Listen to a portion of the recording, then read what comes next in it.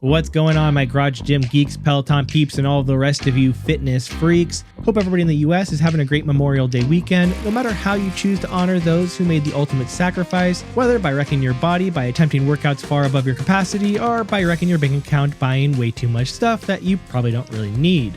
Speaking of which, there are quite a number of Memorial Day sales going on right now, and I'll cover a few of the better ones towards the end of the video with thoughts on how good the product and deal actually is. But first, let's talk about some fitness news, starting with Strava announcing several new upcoming AI features, dark mode, a new family plan, and more at their recent annual Camp Strava event. New CEO and meme tweet reader Michael Martin. Can someone tell the idiot running Strava that dark mode is all we actually want? Gave a breakdown of everything new Strava is close to adding, starting with the long-awaited and highly requested dark mode coming this summer. A new family plan, which while a price has not been announced for it, Strava says it will allow up to 4 family or friends to share a single paid membership. Next, we have new night heat maps being added to help you discover routes that are better suited for between sunset and sunrise. Night heat maps will filter for activities only recorded at night, thus helping you stay more safe by being able to see and select routes that are well trafficked after hours.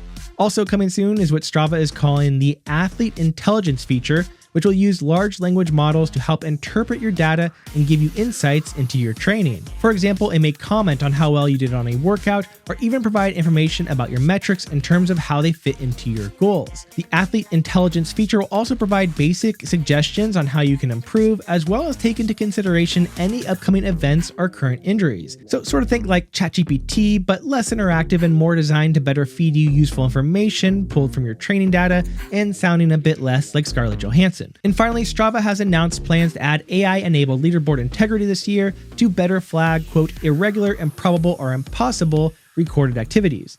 For instance, it might notice an e-bike ride commonly mislabeled as a regular bike ride and then request the user to correct it. And speaking of corrections, Peloton has decided to pause the use of any Diddy songs in new classes in response to last week's CNN publication showing hotel surveillance video of Sean Diddy Combs assaulting his then girlfriend Cassie Ventura. While Peloton is no longer including Diddy songs in new class playlists, they have decided not to currently purge any previous classes featuring his music outside of a few exceptions. Now, looking back in 2022, Peloton made a similar decision with the removal of Kanye West music, first removing them from future classes, and then several months later purging all classes which featured Kanye West songs. So if there are any particularly good workouts that you want to retake with Diddy music, you probably want to retake them soon, as using history as a guide, I would expect all classes featuring Diddy music to be removed in the near future as well.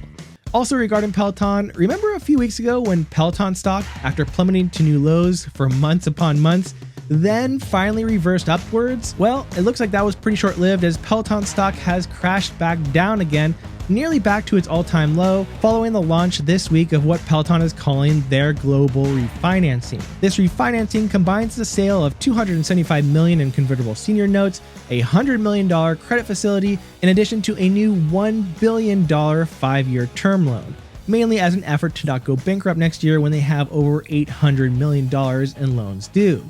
Now, while this is bad news to stockholders, it's probably an overall positive to members and the company, as they've bought a little bit more time to figure things out before becoming completely cashless, and hopefully they start sooner than later as they continue to look for a new CEO. Now let's talk about some of the best deals of the week. First up is Force USA's Memorial Day sale, where they are throwing in a free $1,200 indoor bike with a purchase of some of their all-in-one trainers.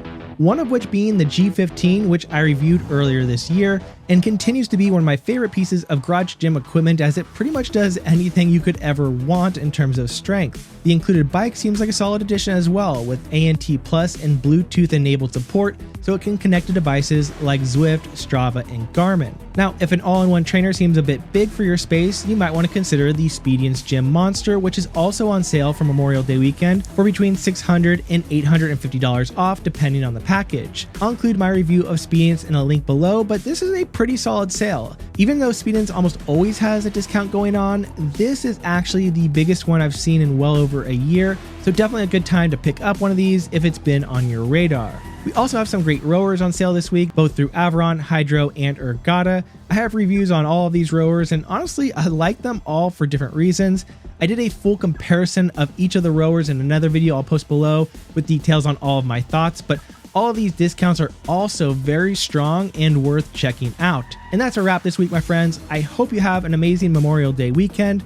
As always, this is Colin Jenkins with Connect the Watts. Appreciate you being here, and I'll see you next time.